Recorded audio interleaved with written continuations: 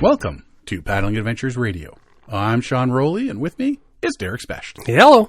Yeah, dude, what's up? Not much. So I was just thinking, and I remember talking to Tracy when I first came in. She, so Did the dog bark at you? The kids, no, she didn't. But then when she came up the stairs, I got down on all fours, and as she popped her head around the corner, I barked at her, and she froze. She was like, "What's that?" She's probably chewing your shoes right now. Probably. Or peeing in them. Why does the dog still bark at Derek? Well, the one day he came over, got down on all fours, and barked at her. Anyways, what I started saying is that because I'm here early now, because the kids have gymnastics, so I have to drop them off at 7 before 7, so then I just come here. Anyways, so she says, "Oh, so you can get your recording done early." I said, No. We spent so much time talking and chatting and doing stuff that, again, what is it now? It's quarter after nine. I've been here since 7:15. Yeah, 2 hours of chatting, joking, talking. Telling jokes.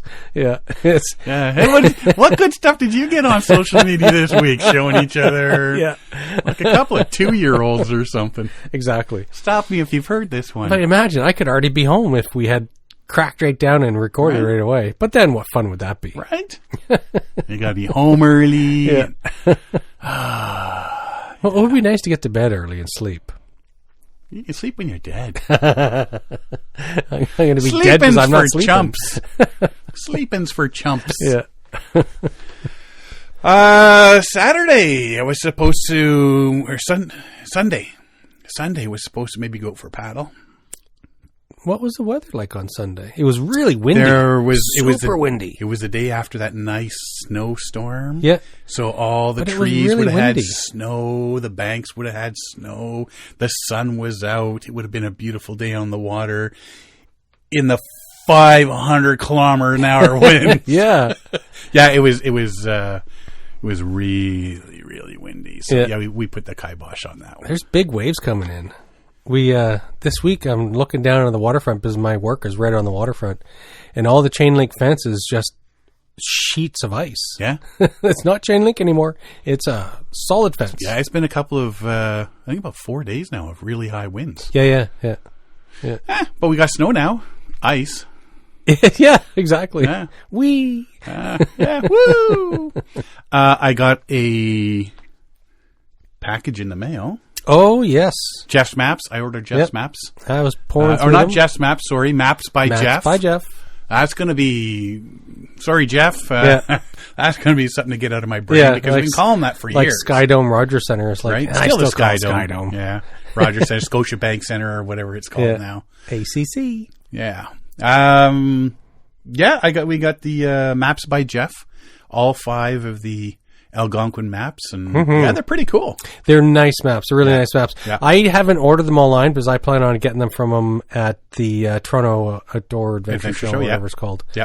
So I plan on meeting up with Jeff, saying hi, and buying his maps in person. Well, many, many moons ago, long time ago when the earth was green, there's more kinds of animals. Long time ago. I printed off one of his maps when he was first started. Ah, yes. And I think it was about 5 feet by 6 feet or something. Not too bad. Like a proper tarp.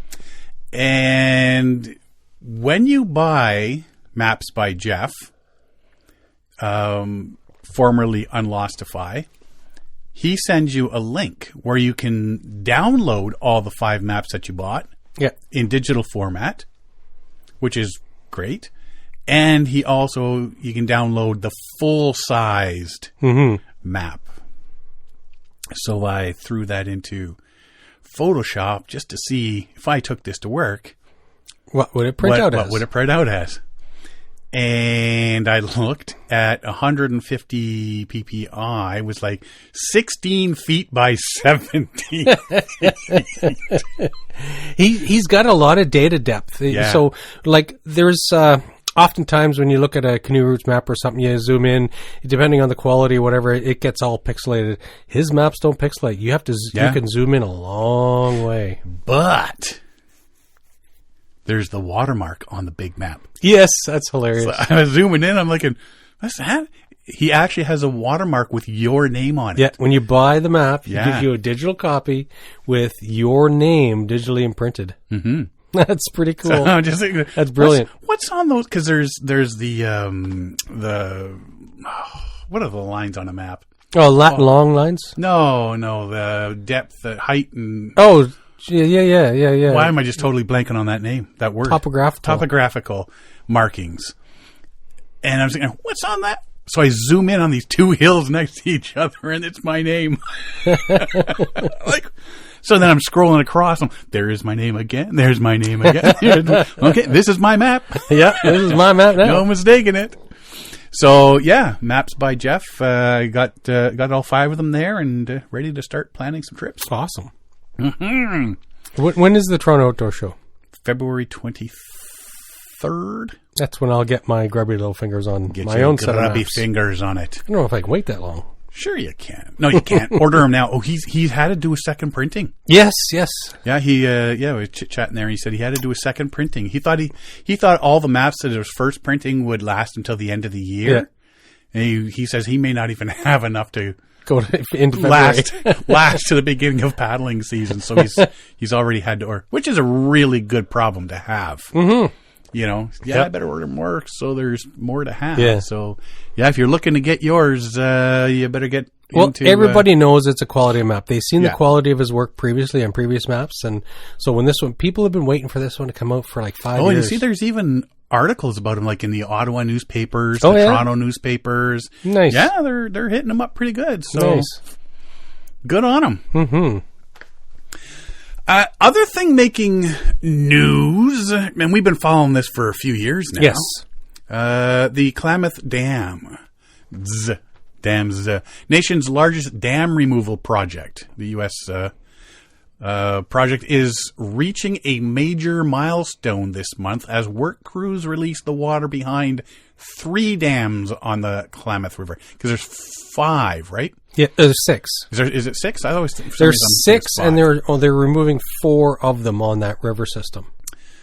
And the drawdown of the reservoirs and the unleashing of the river at the 189-foot Iron Gate Dam is a necessary and hugely transformative step before the 3 hydroelectric facilities in the remote Siskiyou Mountains are fully removed. Last fall, workers took out a smaller 4th dam on the river. Yeah.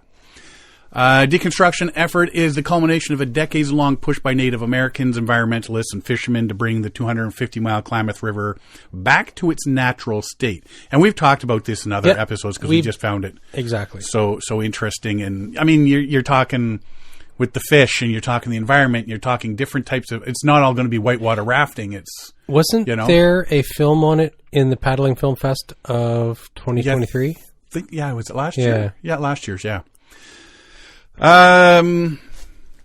Most fundamentally, advocates want to see more salmon return to the pristine waters born in Oregon's high desert and emptying in on the California coast, where the power project has blocked fish passage since the early 1900s. I read another article. I half read it because I'm going to go back and finish reading it. Salmon in low water have a higher rate of a certain kind of disease than salmon in deeper water, river waters and stuff. Is it deeper water, low water, or is it enclosed water? No, they said it was a low water disease. Yeah? Yeah. Maybe it's like not being able to breathe because there's no water. Yeah. Like I said, I've got it bookmarked. I got to go back and read it. But even after the Klamath resumes its historical course and dams are dismantled, which is planned for later this year, the work will not be done. Attention will soon turn to the colossal effort to restore the natural habitat along the river. Now, they talked about it, but they've actually never gone into what they're going to do. Yes. Yeah. And so this time they're saying, here's what's going to happen.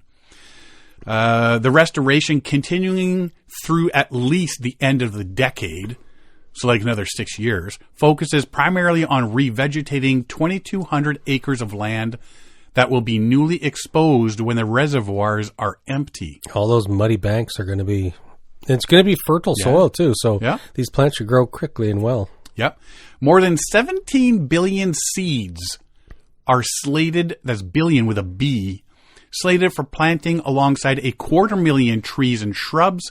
At least 1,000 additional trees will be flown in by helicopter and dropped into the river to create pools that might have existed in the absence of the dams for bugs to gather and fish to feed.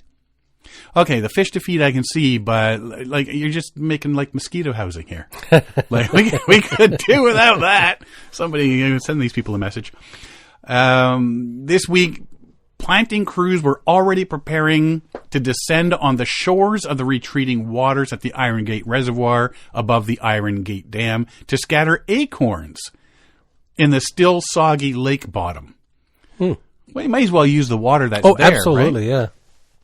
In the weeks before the drawdown of the reservoirs, 18-wheel semi-trucks delivering dozens of pallets of seeds for planting, seeds many of which had been collected near the dam and sent to nurseries in 3 states for cleaning, storage, and making more seeds, are the product of 5 years of planning for the river restoration by Resource Environmental Solutions. See, that we haven't heard that before. Yeah. So that's interesting to see that they're going to actually, they're making a concerted effort, and they've been planning this. There's some mystery here. They've always just said, we're planning it, but they haven't said what. Now we're finding out. For 5 years now is what you've been doing. RES is leading the Klamath post-dam recovery. Under the company's direction, crews will work to blanket the riverbanks with 97 species of often colorful native grasses, herbs, shrubs, and trees, each slated with specific areas where the plants have historically grown. Lands around Iron Gate, the lowest elevation dam, will be sowed with seeds and later shrubs and seedlings to help establish hardy oak woodlands and wildflowers dotted grasslands, while hills at the higher elevation, J.C. Boyle Dam in Oregon, will be primed with fragrant conifer forests. Many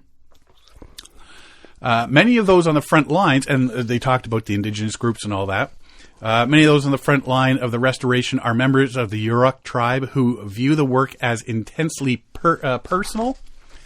Their Yurok's cultural and spiritual ties to the Klamath are rooted in their historical reliance on salmon.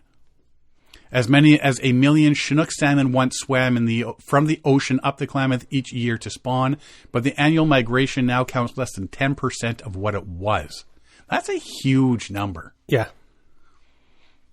In part because of these dams, right? Tribal members hope rewilding the waterway will bring back enough salmon to reinvigorate their fishing tradition and shore up their bond with the river. The drawdown of the 59,000-acre-foot Iron Gate Reservoir began when work crews widened the opening of the gates of a seldom-used tunnel at the base of the dam. Reservoir water, which was already trickling through the shaft, accelerated into the river channel. Flows are expected to proceed at a rate of about 2,000 cubic feet per second. Ooh. Wow, double what the reservoir's controlled releases have typically been this time of year. It's a lot of water. Residents downstream were warned not only of higher and swifter water, but of greater turbidity with the surging river. Fish below the dam were also of concern. RES employees worked with members of the Kayak tribe to relocate coho salmon, which are even less numerous than Chinook, on the Klamath, so they wouldn't get buried by debris. Yeah, it could be a problem. It'll be a big increase in flow, and they're just not used to that. With the drawdown, as much as 7 million cubic yards of sediment, or about 500,000 dump trucks full. 500,000 dump trucks full of sediment. Sludge. Is expected to wash out of the 3 remaining reservoirs where rocks, clay, and dead algae have collected for decades. Sediment load is likely to peak shortly after the reservoirs drain, but project managers say murky water could linger for 2 years. Oof. So this isn't a quick thing. No. I mean, you're thinking, okay, well, let's let the water out, blow up the dams. Yeah. Bob's your uncle, but it's really not. This accumulation of sediment for the past 100 years is not natural, so the idea is to move as much of it out of the first push, says Mark Bransom, CEO of the Klamath River Renewal Corps. This is the time of year when the river sees the least biological activity. We don't have to worry about fish runs moving up the river. There you so go. at least they've planned that, right? Iron Gate Reservoir is expected to be nearly empty of water in about 2 to 3 weeks, with water levels dropping at least 5 feet a day. After that, work crews plan to similarly pull the plug on the 3,500 acre-foot reservoir behind J.C. Boyle Dam in Oregon, about 35 miles to the northeast. Following week, they'll do the same with the 34,000 acre-foot reservoir behind Copco No. 1 Dam back in California, about 15 miles north of Iron Gate. Copco No. 1 could be the trickiest, because instead of using an existing outlet to release water like Iron Gate, crews plan to set off explosives. I want to be there for that one. To blast a small hole through the 230-foot high concrete dam. 230 feet high. They say a small hole. I know, right? That's the plan. But as we say, even the best laid plans. That should be interesting to see. Yeah. The drawdown of the 3 reservoirs set the stage for taking out the dams, which is planned for after the wet season. That said, they don't want to wait too long because they're hoping to remove the dams before the Chinook salmon migrate up the river come fall. 2 dams farther upstream of the Klamath are not part of the deconstruction effort and will remain in place. Each is equipped with fish ladders for salmon passage. That's the 6 I was talking about earlier. Yeah. So, they're draining it. It's well on its way. Their plans are coming to, all in progress right now. Everything's in motion, and I want to see that one. But keep your eyes, because you tend to, I don't know if you got a little reminder on Google or something. That I just you come across, you find a lot more stories than me, but I seem to find some of these tricky ones. I find all the weird stuff. Yes. But what is interesting is this is the first in-depth story that I've read on it where they detail the actions that they're taking. Because normally it's been, here's what we want to do. Here's what we want to do. But this is actually saying what they're doing. Exactly. Because normally the media is just kind of does a helicopter view of what's going to happen. Yeah. And this is the first time there's an article written where it gives in-depth detail of the process and the thought process and the planning behind it. So it's like this is they're not just removing dams. They're doing this. There's a 99-point program plan here for the removal of the dam, and like they plan 5 years ahead with the seeds and everything. They planned, so they actually put in greenhouses and planted seeds, grew them so that they would get more seeds, and that propagated. And now they have all these. It's very interesting to see that the work behind it. That there's a process, and they're being very careful and conscientious about it. Very nice. And then somebody's going to be out there throwing acorns all willy-nilly. Yes, yeah. The squirrels eat them all up. Yep. Yeah, put fences so the squirrels don't get in. And that's got to be a consideration, too. You got to consider that maybe 60% of any seed that you plant are either going to be eaten or fail. Yeah. And so you have to overseed for the planning on some failures or some, animals eating some of it. But, I mean, just because once stuff starts coming up, they can always go back in, too. Yeah. Right, so... And the forest will take over and do its own thing as well. But as with anything, like they what they're trying to do is they're trying to control the regrowth. Like anywhere you see a forest fire, it's like, oh, here comes the birch forest. Birch forest is going to be there for the first 20 years. And then, the deciduous and whatever is going to come in and yada, yada, yada. So it takes time for the forest to recover in a natural way. And after 100 years? You don't even know. Yeah, you don't. Here's your plans, but... Yeah. Mother Nature might go, I don't think so. Well, nice try, fellas. Yeah, it is interesting when you go through the park or Temagami or wherever you go, and you're in this, like, it seems like an old-growth forest, but then it's like, oh, that stump. I wonder how long ago that stump burned, right? So you can see that the forest has recovered, and you got some really big, trees, and it's like, oh, like there was a forest fire. There was nothing here at one point. Yeah. Well, I mean, you've seen the pictures of Algonquin Park when they used to clear cut. Oh, and then you go to these places around Canoe Lake and stuff, and you're looking at these like fully wooded hills. Yeah. Oh, yeah. At one point, there was nothing on those hills. Stripped bare. Yeah, exactly. So we'll see how this goes, and hopefully everything's going well, and we'll hear the updates within a month or two of Like I say, if you see the video for them blowing a hole in that dam, I'm sending it to you. I'm thinking that small hole is not going to be a small hole. Well, somebody's goofing on the math on relative purpose. to the size of the dam. It's 230 feet tall. That's a big dam. So what's a small hole? Probably 20 or 30 feet around or something. I don't know. 100 feet it is, buddy. 100 feet. I doubt it'd be that much. Oh yeah. You still want a control outflow, a controlled release. You don't want to. Oh, it's going to be controlled. Controlled with that 100-foot hole. Wash away towns and villages. They've lived there long enough. They've had plenty of time to move. Exactly. Yeah, keep an eye. I want to see how that one works. If you happen to check it out. Justin Barber. Yes, we followed him a couple of times with his dog Saku, doing a lot of stuff out in Newfoundland and Labrador and northern Quebec and stuff like that. He finished a big trip last year. Well, June 2023, Justin Barber set out on a 3,800-kilometer odyssey from Hudson's Bay to northeastern Canada, down to the southernmost point on the island of Newfoundland. So basically, if you're looking at a clock, you're going from 11 o'clock or 10 o'clock straight down to 5 o'clock. Yeah, from Hudson's Bay straight southeast. Ambitious journey takes 12 months and involves canoeing, snowshoeing, backpacking, and pack rafting. That's incredible. Now he's ready to set off on the snowshoeing leg of his journey. Stage 1 of 4 on what Barber calls Expedition Northeast took him and his dog Saku 44 days, covered 692 kilometers from Hudson's Bay to Suiyak. Travel up and down rapids, endless lakes, and northern lights that danced like green ghosts in the night sky as we laid down our weary and contented heads to sleep, was the general texture of the first leg, he says. After a break, the pair put in another 440 kilometers of mostly upriver travel over 61 days. Could you imagine going upriver for 61 days? No. Yeah, somewhere around day 20, I'm just calling an Uber. Around day 5, I'd be calling an Uber. For 60 days of the journey, they did not see another soul. Barber had originally planned to cover 700 kilometers to reach Labrador before the winter freeze set in, but ended up stopping earlier and arranged an air taxi back to civilization.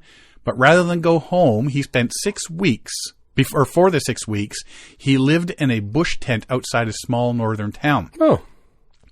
Last camp in northern Quebec, 200 kilometers from the nearest community, before pausing as freeze-up grips the land tight.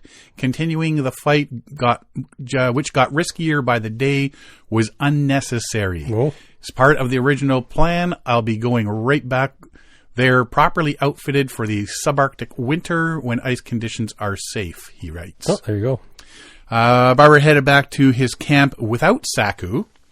Dog headed home with his partner, Heather. Though Saku held up exceptionally well on the journey, he would not be cut out for the extreme cold winter. Fair enough. So, yeah, we've watched him paddle. Saku jumps in the boat, runs along the shore, has a great time. But, yeah, there comes a point where you got to, worry about your dog, right? Barber has waited for the creeks and rivers to freeze and the snow to harden up as the cold sets in. Early winter is traditionally the time when trappers and native Innu in Labrador and northern Quebec travel minimally. Yeah, hunkered down. Yeah, January 4th, he was back on the trail and covering good ground. Before he set off, Barber said that this stage might be the toughest section for the entire route. Upriver will be hard, but anything in a canoe is easier than pulling a toboggan in snowshoes. I guess if you're going through woods and stuff. Yeah, it is awkward. Yeah. For roughly 1,100 kilometers, the Trans-Labrador Highway down, I'll be man-hauling with the potential for storms and deep snow. Yeah. Well, if he can pull on the highway, Trans-Labrador Highway, yeah, he can walk the highway. But I got to think he's probably not. So he's en route right now then. Yeah. It will be extremely cold next couple of months for Barber on Labrador's high plateau. It is open and windswept, with temperatures sometimes dropping around minus 50 Celsius in early February. it's been rather nippy here in Toronto lately. And the people that are really whining apparently have not spent time on the prairies of Canada. Oh, I know. Sure. Yeah. I just look like, this is warm compared to when we lived out in Saskatchewan. Yeah. So Johnny Stinson, he's in the foothills of Alberta. Yeah. And he's like hitting wind chills of like minus 50, minus 60. He had minus 40 degree. Yeah. Like, holy cow. Yeah. Get used to it, buddy. Cold and wind do come with some advantages. The snow should be fairly hard, making it for good conditions to pull a sled. Yep. So that's pretty cool. And then, once all that stops, see how well he does pack rafting. That'll be good. Winnipeg. Yes. We'll just stay in Canada this week. Yes. Most of Canada. Cross Canada news tour. Winnipeg is always bit of a hard luck town. Mm-hmm. A lot of unemployment. Yep. Go down to Portage in Maine and floods in the spring. Yeah. Super freezing cold in the winter. Yep. Used to call it Winter Pig. Mm-hmm. City of Winnipeg wants to know how much of the historic Alexander Docks can be salvaged as it looks to redevelop the site.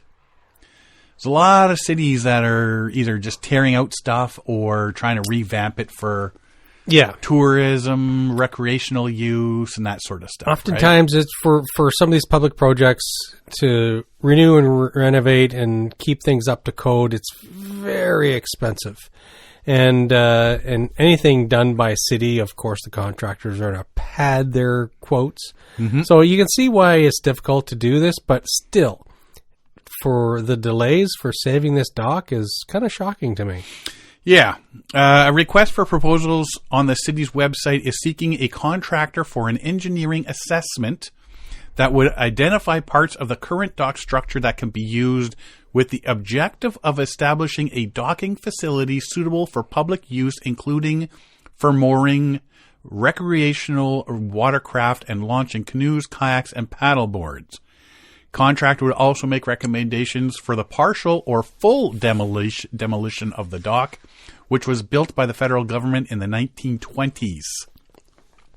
So that's like 100 years ago. Yeah. It's time to either upgrade it or rip it out, I'm thinking. Mm-hmm.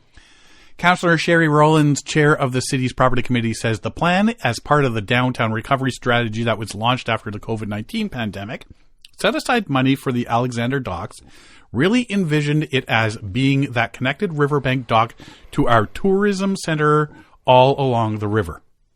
Mm-hmm. Part of the dock has been fenced off since 2015 over concerns about structural safety. 9 years now. Yeah, it's been a long time. That's what shocks me. It's like, I don't know. Like, I understand it's expensive to maintain and do these things, but why is it on the back burner for so long? It's hardly a dock anymore, and the riverbank condition, too, needs to be assessed, Rollins says.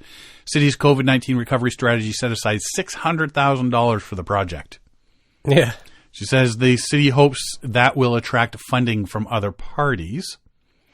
Talk of what our river and riverbanks mean is always a discussion in the downtown amongst residents of mine and others that share the downtown riverbank, she said. It's part of the sense of pride of place that we have. And we've talked about that before. Yes. Is take pride in your own river and your own waterways and stuff, right? Yeah, if you take pride in it, take ownership, it's easier to take care of. The public takes care. There's going to be less littering and... Yep. Yeah. And people actually care about it. Exactly. In 2017, a report recommended maintaining the docks as a public space with a commemorative marker acknowledging reconciliation. And the engineering assessment is expected to be completed by this spring. And that's just the assessment. Yeah. That doesn't even begin to start fixing it up. And the longer they wait, the more expensive it's going to get. Right. And maybe somebody just waltzes in and goes, you know what? Yeah, let's just develop it instead. Yeah, that's putting right? There's always that danger. Commercial dock. Here's one for you. This one is interesting. This one's interesting. They say it's for teens, and I'm thinking that means like realistic age, not mental age. Yes. Yeah. But, I mean, some days we act like we're 8, so we still wouldn't clarify. We wouldn't qualify on this. Canoe Outfitter is again sponsoring a Boundary Waters Canoe Area Wilderness essay contest for teens, with the winner getting an all-expenses-paid trip to the into the Million Acre Federal Wilderness this summer. Jason Jaworski's Ely Outfitting Company is sponsoring the contest, open to kids ages 15 to 18 from anywhere in the U.S. Yeah. Not just that area, anywhere in the U.S. Entry deadline is February 4th. Winner receives a fully outfitted, self-guided 5-day canoe camping adventures for themselves and up to 3 friends. No parents or adults. Guides are allowed. Yeah. We want to provide teens an opportunity to safely explore wild places, challenge themselves, and develop wilderness skills while gaining self-confidence and grit, Zaborski says when he was announcing the contest. The contest is open to current high school sophomores, juniors, and seniors. Essays should be 1,000 to 1,500 words and respond to the question, why do you want to go on a parent-free Boundary Waters canoe camping adventure with your friends? Because my parents suck! 2 words! Just repeat that. But essays will be judged by a panel of 4 judges based largely on originality, individual voice, tone, and thoughtfulness. No previous Boundary Waters experience is necessary. Sharing a parent-free Boundary Waters trip with my friends was a transformative and immersive experience. Ely Outfitting Company prepared us perfectly to sustain ourselves with only what we could carry in our canoes and safely face the breathtaking wilderness head-on, says Julia Ruel from Minnetonka, Minnesota, who won the first essay contest in 2018. She spoke about the value of learning wilderness skills, escaping technology, and relying on group independence. Which is true. Yes. It's interesting the perspective of doing this, right? Mm-hmm. Taking responsibility for guiding ourselves developed in us a reverence for the earth and planted confidence in our own strength and tenacity, Ruel added in the statement. I treasure our days on the lake, afternoons hanging in hammocks, and nights stretched out under the stars. Safety is a top priority to ensure the winner experiences a successful trip. So apparently safety third is not an option. Well, if you're telling them no adults, you're committing to send teenagers. What you assume that it's going to be experienced ones. Who else is going to write these essays, right? Well, you never know. Ely Outfitting Company addresses considerations and concerns on its website for parents who might have reservations about their child participating in a self-guided trip.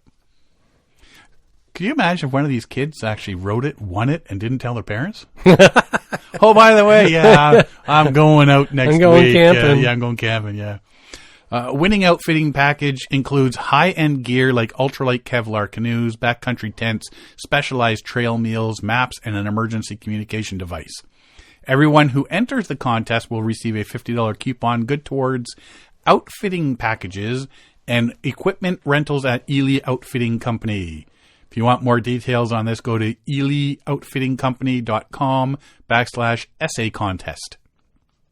Sounds cool. It is very cool. Oh, to be 15 to 18 again.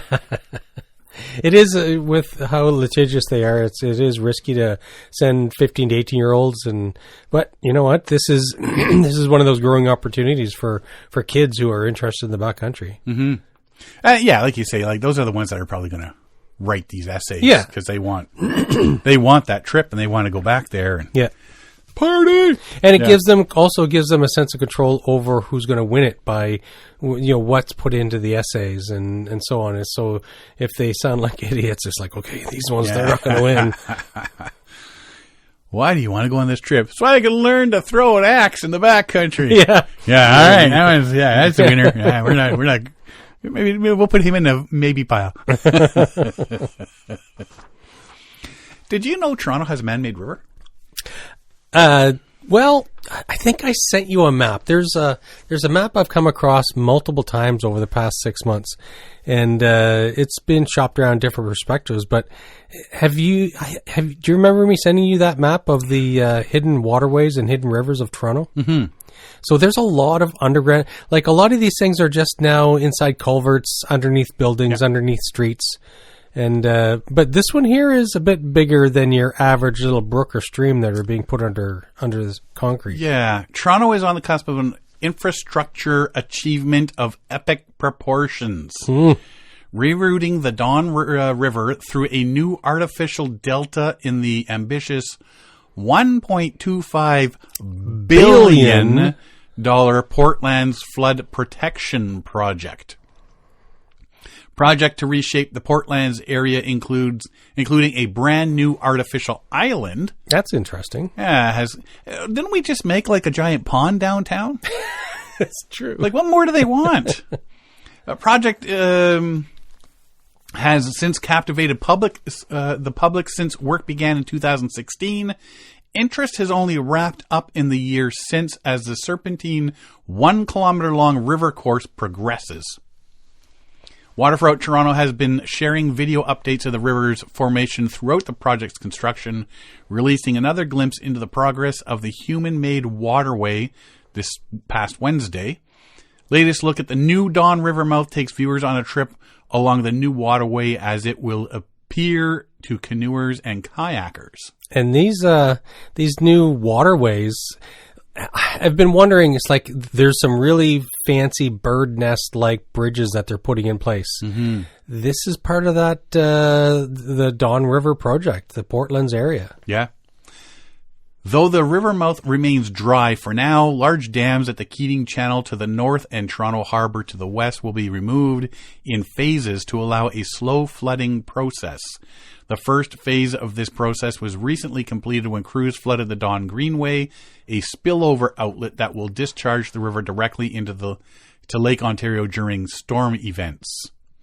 Once the plugs have been pulled, the Don River will bypass the silt-clogged Keating Channel, freely flowing through the snaking valley below new bridges and out into the harbor. Yeah, they've been putting some pretty neat-looking bridges and it is moving neat. Them around and stuff and like I've that. been every time you go downtown, you look like, what? There's so much construction over that area, right? Mm-hmm. So it's like it's southwest of like the old sugar refinery, and it's just like the lands themselves have been expanded greatly, and the new bridges are going in, new walkways and trails and paths are going in. So it's quite the system that they're building, and there's going to be projects for buildings there as well, a new neighborhood. Well, once complete, the Portlands will unlock 240 hectares of the Portlands area for development of an entirely new neighborhood. Oh, there you go. Look at that.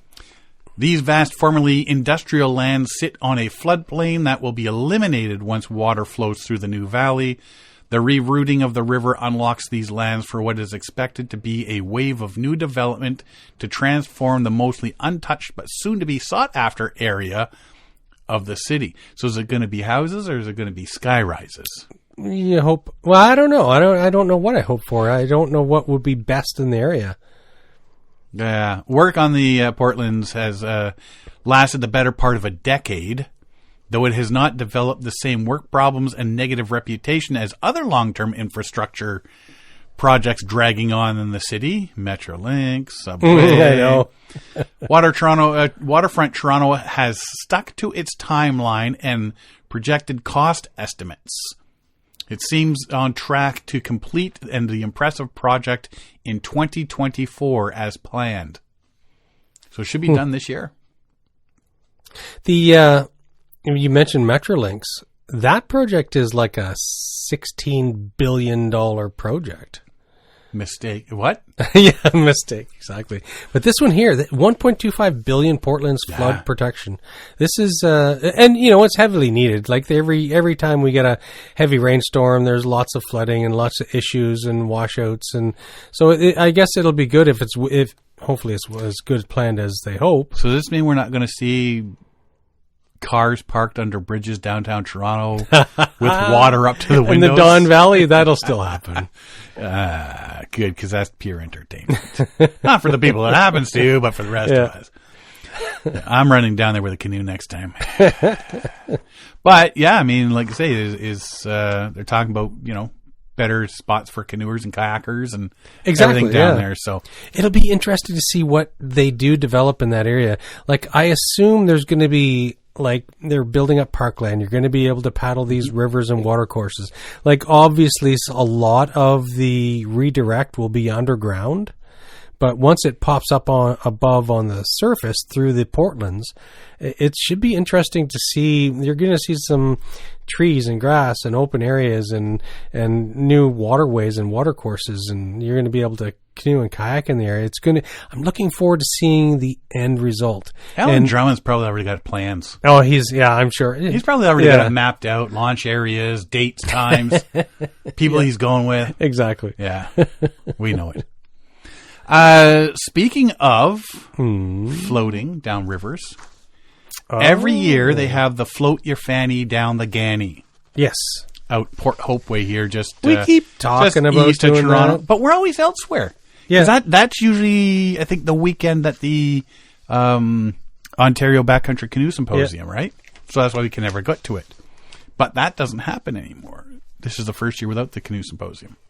Oh, yeah. Float Your Fanny Down the Ganney is a 10-kilometer race along the Ganaraska River to commemorate the 1980 flood that crippled Port Hope's downtown area.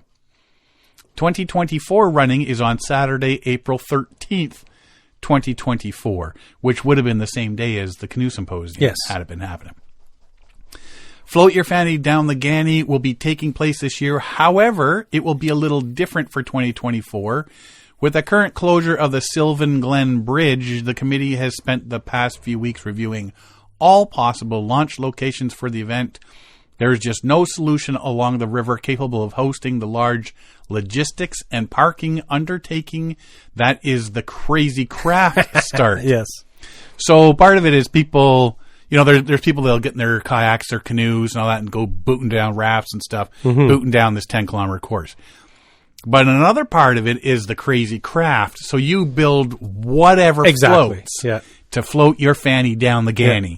And people get those blue barrels and they'll make themselves a little thing. You're getting wet. Yeah. It doesn't matter. People have made all types of contraptions and they think this is going to do it. And then they hit a rock or something's too shallow and they get hung up or tip over and all of them go in. And this is April, so it's cold. Sadly, they had to make the tough decision that there will be no crazy craft category in 2024. What? However, for this year only, it will be replaced with a new participant experience, Floaty Your Fanny. The new Floaty event will launch from Optimist Park and travel the rapid sections down to the Fannyville Village. Fannyville Village, I guess, where the ending is, where everybody gathers at the end. And if it inflates and floats, then you can join in the fun. If you're new to the event, then this is the perfect chance to get your feet wet. Literally. Details, rules, and regulations will be released in the coming weeks.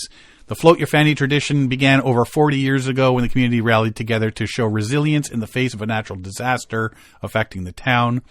We are once again calling on the community and visiting participants to rally on the river for something a little different in 2024. So next year, when the bridge work is done, they'll be back to the crazy craft aspect of it. But this year, if you got something that inflates and floats, head on down. I may not participate, but since we're not at the Canoe Symposium, I go down and check it out. Yeah, stand on a bridge somewhere and watch all the heckle the goobers. Yes, exactly. Throw things. Do we know anybody that's going to participate? If you're going to participate, let us know because we'll show up and throw things at you. So, Googling like I have the want to do. I was Googling a few things. Where to go paddling in the winter, because I was supposed to do like I say, on Sunday I was supposed to do my January paddle, and that didn't happen. But it's not in January yet. So still got 2 weeks. Still got time. And I was also looking, what about going on vacation somewhere that's not normal? We've been to Iceland. We'd love to go back. If you're looking for remote white sand beaches, colorful fishing villages, and rugged mountains dropping sheer into the sea, you might not think of heading high up to the Arctic Circle. That got me thinking of the Arctic Circle. Yes. Lofoten is quite simply one of the most beautiful places in Norway. Country that's already famous for its spectacular fjords, vast icy glaciers, and towering waterfalls. Lofoten is a chain of rocky islands that lies off Norway's northeast coast. Islands are connected to the mainland by a series of bridges and ferries and surrounded by fjords, islets, and massive mountains. Apparently, some of the, in order to boost tourism, because there wasn't a lot, one of the big ferries that you drive onto may still be free. Oh, yeah. Because they want to promote tourism. Yeah, they want people to come into town. Yeah. Hot Makes sense. Well, and each little island is joined by another island or a bridge, right? And if you Google it, Lofoten, Norway, and you just look at the scenery, holy crap. It's incredible. And so it's very picturesque. And one thing that struck so when I saw this was a topic, I Google imaged it. And it's like, oh, yeah, this is my wallpaper at work. There's the new Microsoft 360 and whatever operating systems that are on work computers. This picture comes up often in the cycle as it goes through all the pictures. And it's like, oh, look at that. I want to go there. And this is, actually, I never knew the name of the town until tonight. You're welcome. It always pops up, all those interesting places you see. And it's like, that's the place. These islands are great for outdoor activities such as hiking up mountains for awe-inspiring views. Yeah, no thanks. Kayaking around islands. Okie dokie. Taking a dip in the sea. No thanks. And even surfing. Okie dokie. Lofoten is not just a summer destination. If anything, this remote region is even more scenic in the winter when the mountaintops are capped in snow, icicles dangle off rose-red wooden houses, and the northern lights dance across the clear, starry skies. Because that's what I was thinking. Is like maybe Tracy, I'd go somewhere different for a vacation, right? This would be amazing. Snowshoe hikes, winter kayak trips on the fjords, and wildlife safaris out at sea all take place over the winter. You can find cozy accommodations on the islands in the form of former fishermen's huts that have been converted into comfortable cottages for holidaymakers. Built to provide shelter for fishermen over the winter, these cottages are a great place to hole up in front of a roaring fire after a day out at sea or on the mountain. With little light pollution, the Lofoten Islands provide some of the most spectacular sightings of the northern lights in winter. Oh, that'd be amazing. Like I say, you just start Googling the videos and the photos and stuff. Yeah. Wow. And this is the year for it, too. We're at a solar maximum this year, so leading into 2024, 2025, be a couple good years to go and check out northern lights in this area. Despite being so far up north up in the Arctic Circle, the Lofoten Islands have a comparatively mild climate as their surrounding waters are warmed by the Gulf Stream. The sea doesn't freeze, and the average temperatures rarely dip much below zero. Yeah, they're like showing like December -5. Yeah. Like, I mean, that's warmer than it was here today. Yes. Of course, there's downsides to visiting in the winter. The long, dark nights, for one. Some of them are like 5 hours a day late. But you work with what you got. Yes, exactly. In the north, it's dark from around the 7th of December to the 7th of January. So your activities at this time of the year are limited. Unless, you like taking long walks in the dark. Or long walks only lit by northern lights. Right. You can still go out on a fishing trip or the Northern Lights tour, or simply hole up in front of the roaring fire in one of the huts. That'd be fun.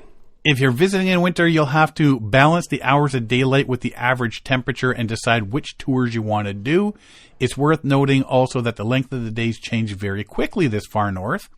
So although it's completely dark for about 4 weeks around midwinter, it starts to get lighter by about an hour a week until June.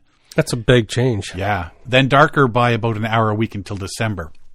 So I'm thinking like March is pretty good to go. When is it all full dark? It's 7 December to 7 January. Yeah. So March would be not full light, but it's... long enough light, yeah. Yeah. One of the best tours to do is the kayak around the fjords in winter. 2-hour winter kayak trip where you'll paddle peacefully around the calm waters of the fjords and islands. You can admire the snow-capped scenery from the water as you explore the shoreline around Svalbard. You are provided with a dry suit, and the trip is suitable for beginners, though bear in mind that kayaking in the cold can be more challenging than in warm conditions. Well, absolutely.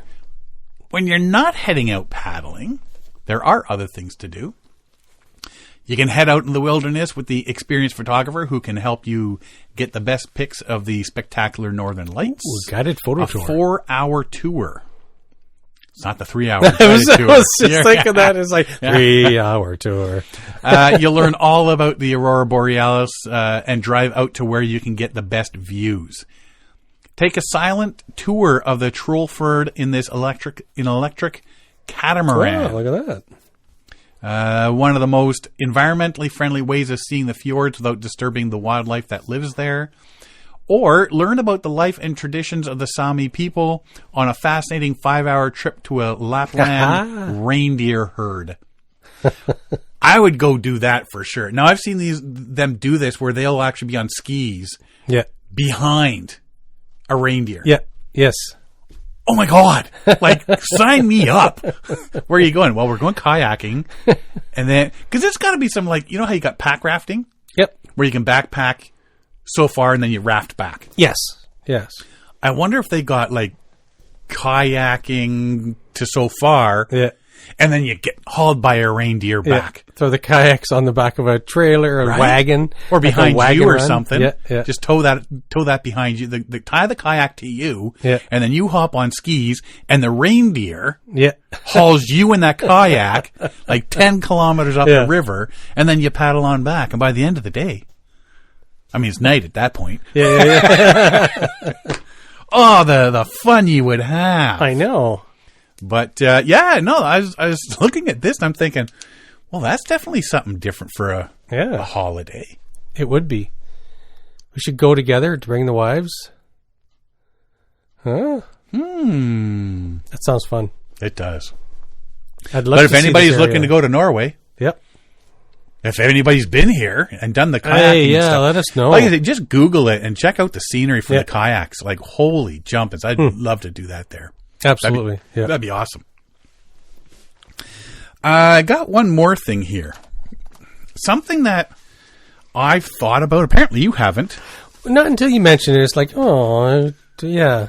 It's not a thing for me. Now that you mention it, and I don't see it being a thing in the future, even though I am aware of it now. I'm going to point it out every time we're at a boat. So I read an article, Arnold Lowe from the Star Online. It's an online news site in Malaysia.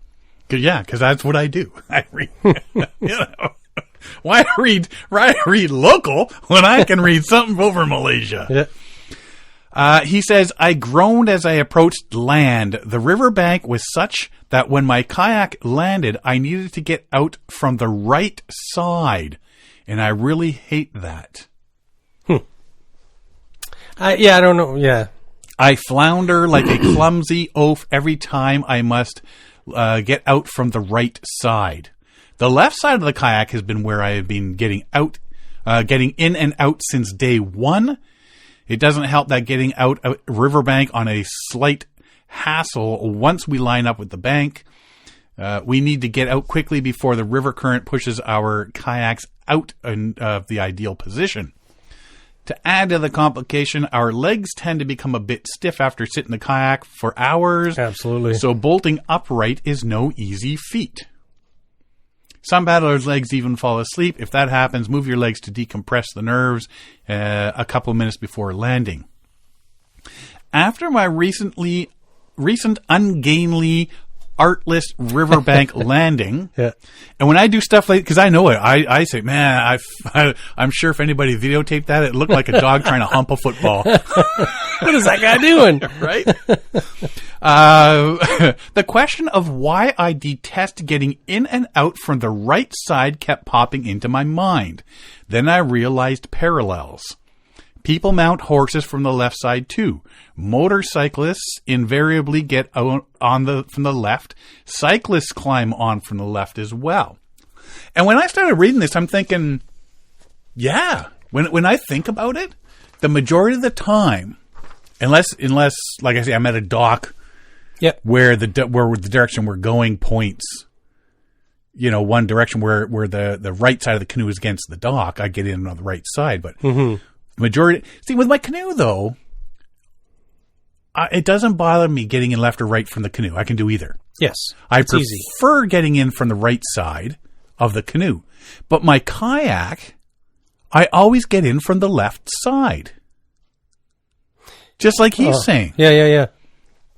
I guess it really depends on your dominant side. If you're left-handed, or I'm right-handed. And because to combat the awkwardness of popping in or out of a kayak, you need that balance so you don't tip over and fall in. Yeah, the canoe, I guess, is just whatever. Yeah, but the kayak, but even like my motorcycles, I always got on the right or the left side. Yeah, because it's leaning to the left. Bicycles, I always get on the left side.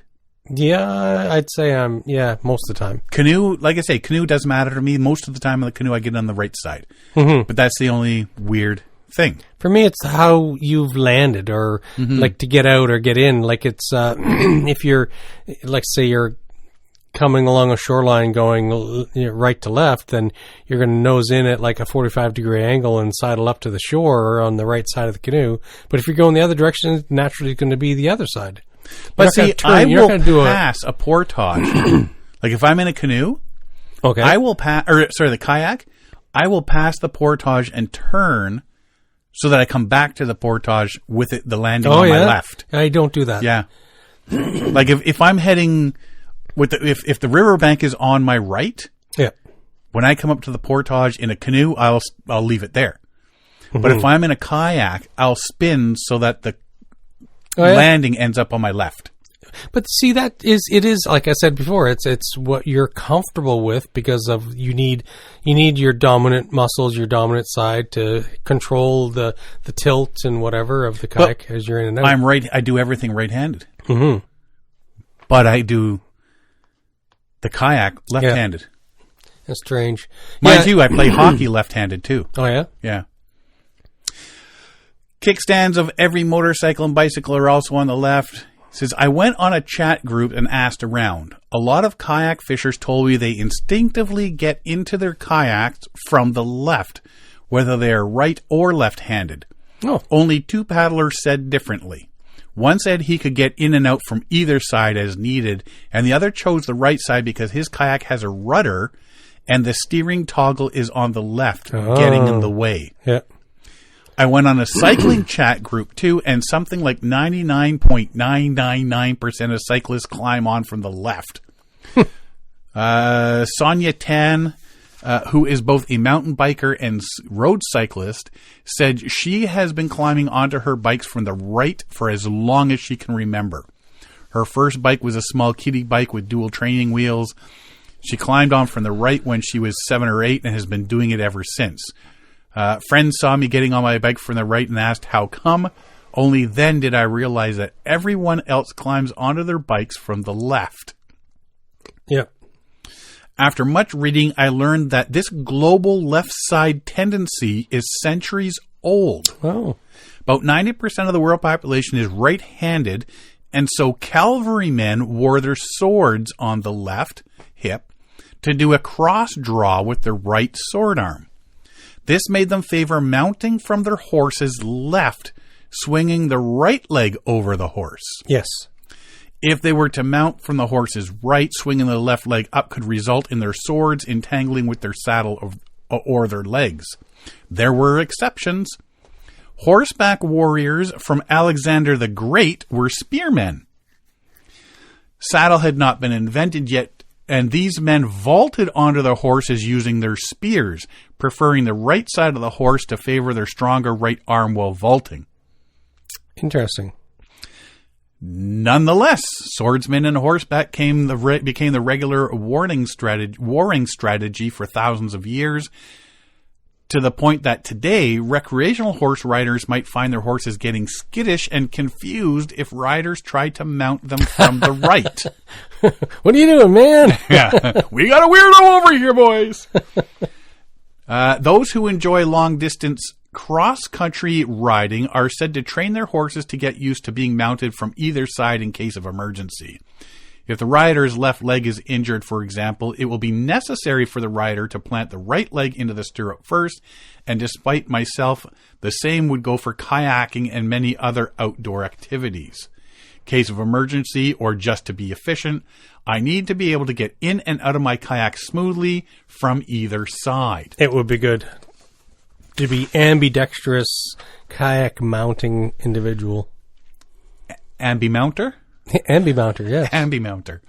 It is a matter of building muscle memory. Keep practicing something new until new neural pathways and the brain and spinal cord develop. Once my brain builds the new neurons and pathways, the new motor skills will be handled by the brain's autopilot features. Then I will finally be able to get in and out of the kayak from either side like a pro. So he thinks. While reading up on muscle memory development, I realized how important it is for people to master new physical activities. In 2 experiments, test subjects spent 6 weeks learning how to juggle. I spent 55 years trying to learn how to juggle. I can juggle 2 balls at once. 2 oranges, 2 apples, 2 bananas, whatever, but no more than 2. Scientists at Oxford University studied detailed magnetic resonance imaging of their brains before and after their training and discovered that the subjects acquired new connective fibers, white matter, and neuron cells, gray matter, in their brains after learning juggling. Interesting. Among musical instrument players, mastering new musical pieces resulted in the forming of new white and gray matter in the brain too. Learning new motor skills that change how the central nervous system, the brain and the spinal cord, connects with muscles makes the brain form new cells. Very interesting. This is why when retirees pick up activities like Tai Chi or dancing, they feel rejuvenated. The mental process of mastering new physical activity refreshes the brain. So go for it, pick up new skills, and build muscle memory. If you're in a kayak, start getting in from the right side, getting out from the right side. Yeah, you never know when you're going to need it. Yeah, weird. I never really I hadn't really thought about it. Consciously thought in depth of it. Yeah. But automatically, just do it. Get in from the right or the left side on the kayak. Yeah.